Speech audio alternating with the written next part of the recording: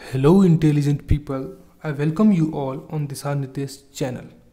आज की वीडियो में हम जा रहे हैं पढ़ने के लिए पेप्टिक अल्सर। जैसा कि हमें नाम से ही पता चल रहा है कि ये दो वर्ड से मिलकर बना है।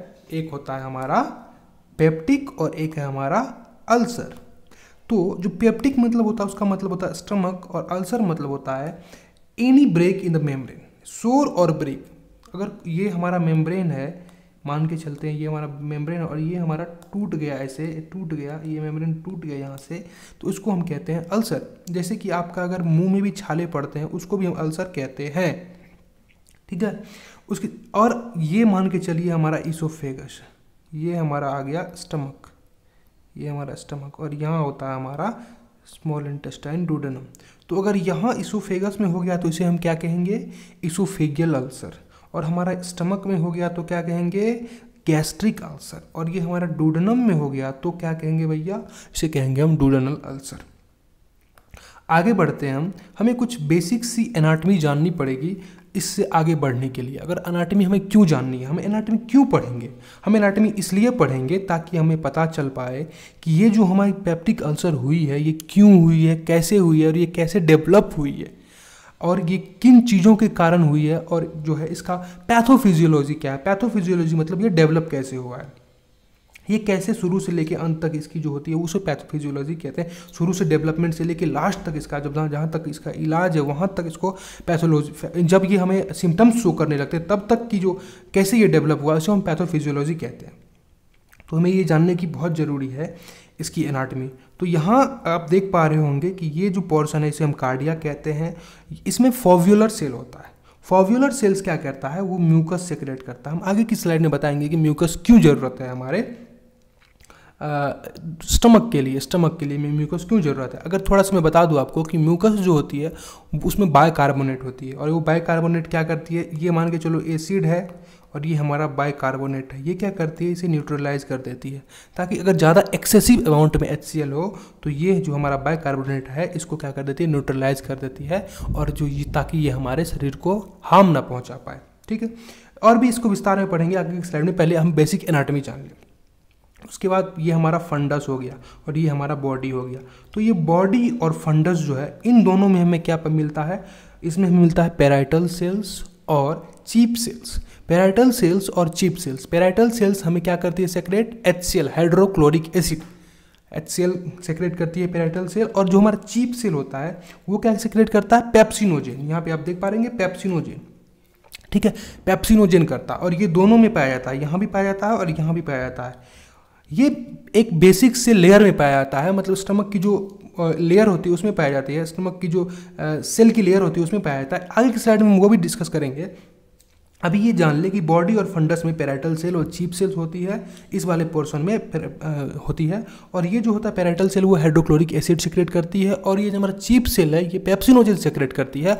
और पेप्सिनोजेन क्यों हमें ज़रूरत है भैया, और हाइड्रोक्लोरिक एसिड क्यों ज़रूरत है हमें भैया, तो हाइड्रोक्लोरिक एसिड हमारा फूड डाइजेशन में हेल्प करता है, और पेप्सिनोजेन भी हमारा क्या करता है, हाइड्रोक्लोरिक एसिड से मिल करके फिर हमारा पेप्सिन बनाता है, और पेप्सिन क्या करता है, प्रोटीन डाइजेशन में हेल्प करता है। आई होप आपको ये क्लियर हो गया होगा। उसके बाद हमारा लास्ट पोर्शन आता है एंट्रम।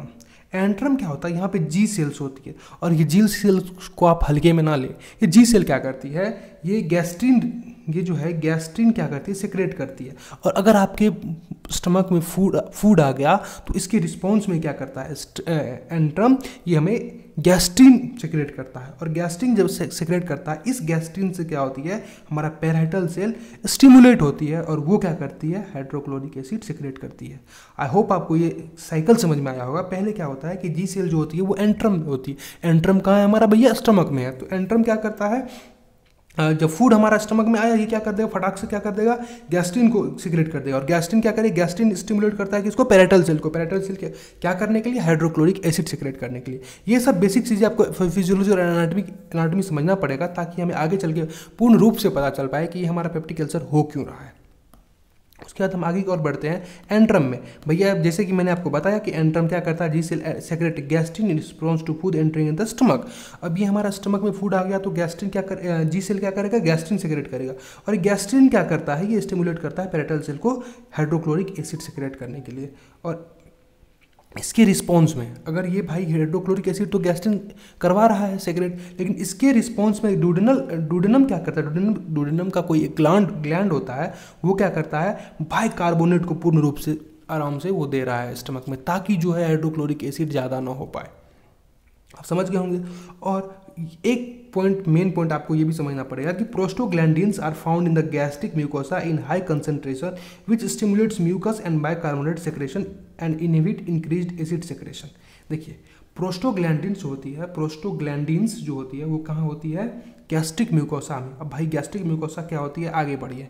देखिए स्टमक के जो होते हैं लेयर्स के बारे में हम पहले पढ़ लेते हैं। स्टमक में पहला जो लेयर होता है, देखिए अगर आप ये स्टमक है हमारा, ये हमारा स्टमक है, तो इसकी पहली जो लेयर होगी उसको हम कहेंगे म्यूकोसा, दूसरी को सब म्यूकोसा, तीसरी को म्यूकोसेलरिस,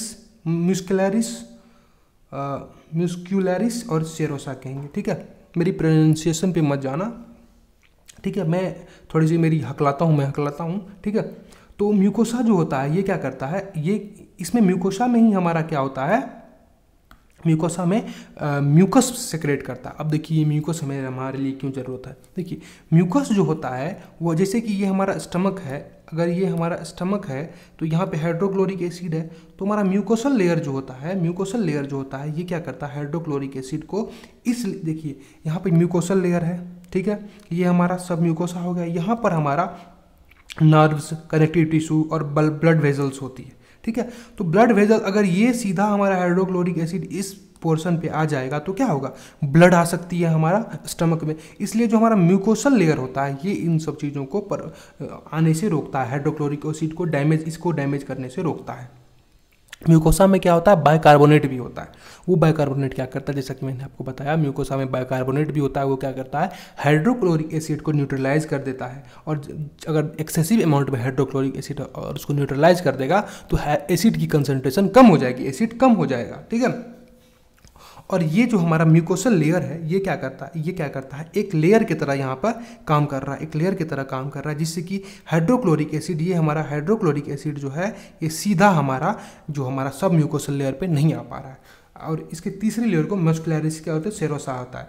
मस्कुलरिस जो होता है, मस्कुलरिस जो है इसमें ये हमारा पेरिस्टालसिस मूवमेंट में हेल्प करता है, ठीक है। उसके सबसे आउटर लेयर को सेरोसा कहते हैं। और आगे की तरफ पीछे की तरफ हम बढ़ते हैं तो जहाँ, जैसे कि यहाँ पर बता दिया मैंने कि prostaglandins are found in the gastrin mucosa. अब पता चल गया होगा कि म्यूकोसा क्या है, और गैस्ट्रिक म्यूकोसा मतलब स्टमक के म्यूकोसल लेयर में प्रोस्टोग्लैंडिन्स पे आ जाता है। वो क्या होता है, ये भी बाइकार्बोनेट में रिच होता है, बाइकार्बोनेट में ये भी रिच होता है, ठीक है, ये भी रिच होता है, जिससे कि क्या होता है। अब बाइकार्बोनेट कैसे हेल्प करता है ये तो आपको मुझे बताने की ज़रूरत नहीं है। बाइकार्बोनेट क्या करता है, एसिड को न्यूट्रलाइज करता है और उसकी कंसंट्रेशन को कम करता है, ठीक है। यहाँ तक तो भैया आप समझ में आ गया कि हाँ ठीक है, ये जो है हमारा क्या कहते हैं, ये हमारा इतना एनाटॉमी पढ़ लिया, फिजियोलॉजी पढ़ लिया, लेकिन भैया इसको हम यूज कहाँ करें, ये ज़रूरत क्या है। देखिए अब ये हमने पढ़ लिया कि ये एक म्यूकोसल लेयर है, ये म्यूकोसल लेयर है, यहाँ पर ये क्या कर रहा है, म्यूकोसा, ये मान के चलिए म्यूकस है, ठीक है, म्यूकोसल लेयर में ये म्यूकस है, ठीक है, म्यूकस सेक्रेट होता है। और ये हमारा HCl है, HCl, ठीक है, HCl है। और ये हमारा स्टमक का म्यूकस लेयर है, म्यूकोसल लेयर है, ठीक है। और ये हमारा आ गया जिसमें कि हमारा ब्लड वेजल्स और नर्व था, सब म्यूकोसल लेयर। तो अगर ये HCl इसको टच ना करे, इसको टच ना करे, सीधा ये इस पे आ जाए तो क्या होगा, डैमेज नहीं करेगा इसको, और डैमेज करेगा तो इसमें ब्लड वेसल्स पाया जाता है, ब्लड क्या होगा, सीधे स्टमक में पहुंचेगा, और उससे क्या होता है, दिक्कत हो सकती है, आपको दर्द हो सकता है। अगर आपका शरीर में, अगर मान के चलिए आपके मुंह में छाले हो जाते हैं तो आपको कितना दर्द करता है, और यही छाले आपके पेट में हो जाए तो आपको कैसा लगेगा, जब आप खाना खाओगे तब आपको कैसा लगेगा, और मसाले वाली खाओगे तब कैसा लगेगा। देखिए तो इसीलिए हमें इन सब चीज़ों की ज़रूरत है, म्यूकोसल लेयर की ज़रूरत है, म्यूकस की ज़रूरत है, और प्रोस्टोग्लैंडिन्स की ज़रूरत है। प्रोस्टोग्लैंडिन्स भी इसको क्या करता है, भगाता है, भाग तू इधर से भाग, ये भाग जाता है, कैसे, न्यूट्रलाइज करके भगाता है। आई होप आपको ये समझ में आया होगा कॉन्सेप्ट। अगर नहीं आया होगा तो मैं इसको अच्छी तरह से समझाने की कोशिश करूँगा, कृपया करके आप कमेंट कर देगी मुझे समझ में नहीं आया।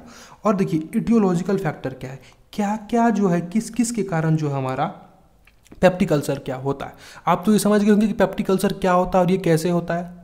पेप्टिक अल्सर जो है ये क्या होता है, आपका जो कोई भी मेम्ब्रेन है उसमें सोर या ब्रेक हो जाता है तो उसको पेप्टिक अल्सर कहते हैं। और ये कैसे होता है, तो हाइड्रोक्लोरिक एसिड अगर ज़्यादा हो गया तो हो सकता है, और अगर आपका म्यूकोसल जो लेयर था वो अगर डैमेज हो जाएगा तो आपको पेप्टिक अल्सर हो सकता है।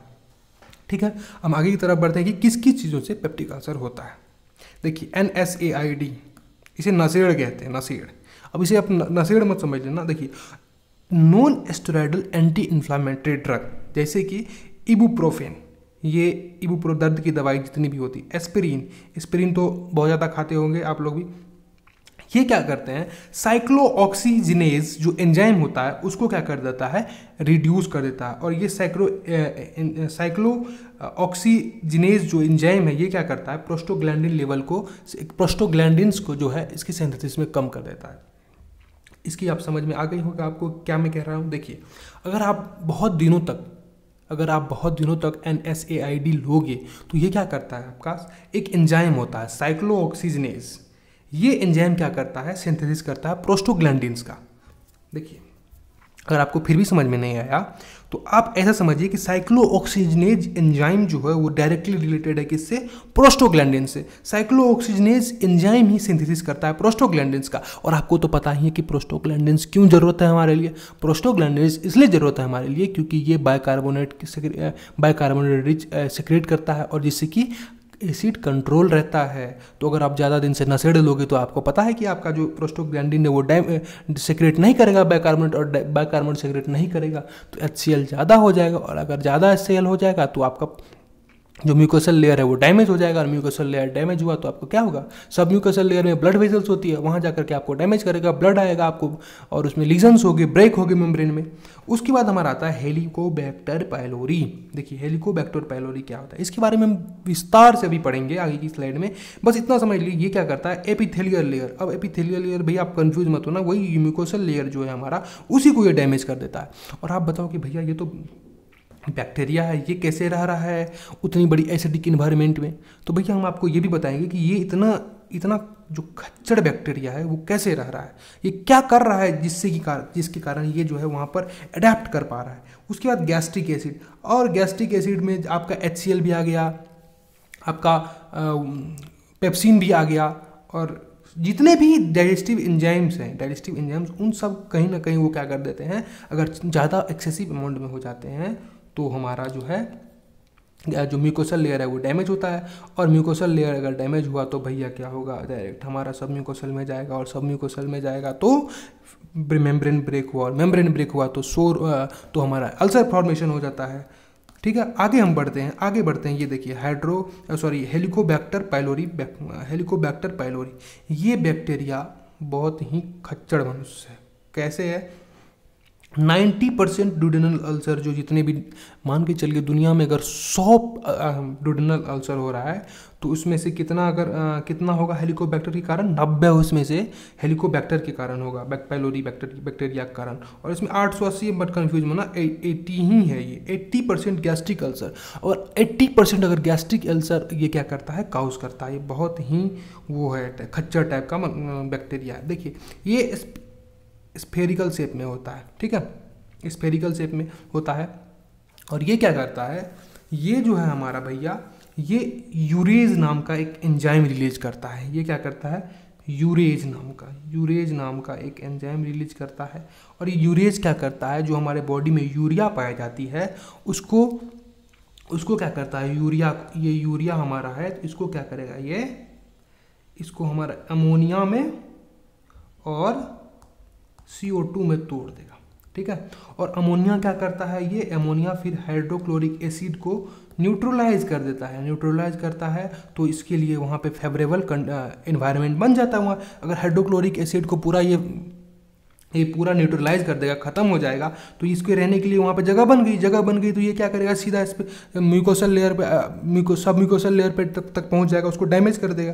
तो इसके कारण से ये क्या करता है, सब म्यूकोसल लेयर को डैमेज कर देता है। हेलिकोबैक्टर पाइलोरी बैक्टीरिया जो है ये क्या कर देता है, सब कहीं ना कहीं आप ये समझ लो कि हर जो कोई काउज है इसी चीज़ पर अड़ी हुई है कि वो म्यूकोसल लेयर को डैमेज कर देता है। ठीक है। उसके बाद हम बढ़ते हैं आगे कि गैस्ट्रिक अल्सर जो हमारा है, गैस्ट्रिक अल्सर ये इसके सिम्टम्स क्या है। देखिए गैस्ट्रिक अल्सर है तो आपका एपिगैस्ट्रिक रीजन जो होता है हमारा, उसमें पेन होगा, ये तो आप समझ ही रहे होंगे कि एपिगैस्ट्रिक रीजन में पेन होगा।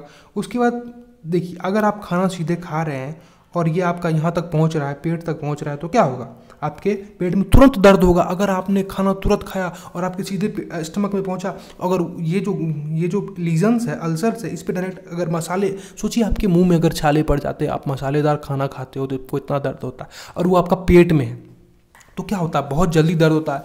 तो क्या होगा कि pain eating after eating, pain after eating, मतलब तो खाने के साथ या खाने के तुरंत बाद क्या होगा, हमको पेन होना स्टार्ट हो जाएगा, ब्लोटिंग होना स्टार्ट हो जाएगा, आपको वोमिटिंग, और कभी कभी वोमिटिंग में आपको क्या हो सकता है, अगर कॉम्प्लिकेशंस हैं तो आपको ब्लड भी आ सकता है। ब्लड क्यों आ सकता है, आपको पता होगा कि ब्लड इसलिए आ सकता है कि सब म्यूकोसल लेयर में ब्लड वेजल्स होती है, नर्व्स होती है, कनेक्टिव टिश्यू होती है, उससे ये ब्लड क्या हो सकता है, इसमें भी आ सकता है, स्टमक में आएगा, और जब आप वोमिट करोगे तो ये ब्लड बाहर फ्लो हो जाएगा, ठीक है। और वेट लॉस क्यों, अब खाना नहीं खाओगे तो वेट लॉस ही होगा ना भैया।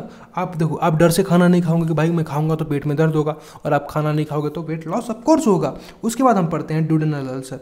देखिए डुडेनल अल्सर का मतलब है कि डुडेनम जो हमारा स्मॉल इंटेस्टाइन होता है, इसको हम यहाँ पे आप देख पा रहे हैं, ये डुडेनम है, और अगर इसमें अल्सर हो जाती है, इसमें अगर अल्सर हो जाती है तो क्या होता है भैया, डुडेनल अल्सर कहते हैं इसे, डुडेनल अल्सर कहते हैं इसे, ठीक है।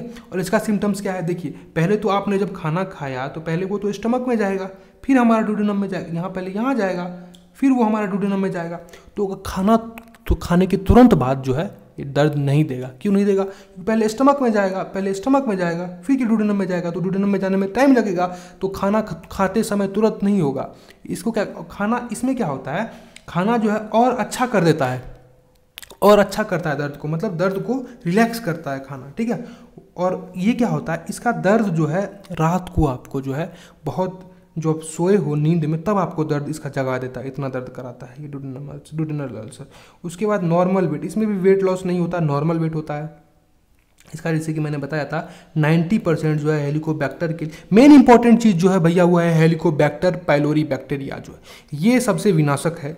ये क्या कर देता है भैया, ये सीधे हमारा जो है म्यूकोसल, सब म्यूकोसल लेयर को डैमेज कर देता है, और इसकी फिजियोलॉजी मैंने आपको बता ही दी कि ये कैसे डैमेज करता है। आशा करता हूँ आपको ये समझ में आया होगा। इसके आगे की वीडियो में हम डिस्कस करेंगे एंटीपेप्टिक अल्सर ड्रग, और जो है उसके आगे की वीडियो में हम डिस्कस करेंगे कि कौन कौन से सर्जरी जो होते हैं इसके लिए, जो कि हमारा पेप्टिक अल्सर को ठीक करने के लिए कौन कौन सी सर्जरी होती है, ठीक है। आशा करता हूँ आपको समझ में आया होगा। बहुत बहुत धन्यवाद। कृपया हमारे चैनल को सब्सक्राइब करें, लाइक करें, कमेंट करें, और हो सके तो पढ़ें। धन्यवाद।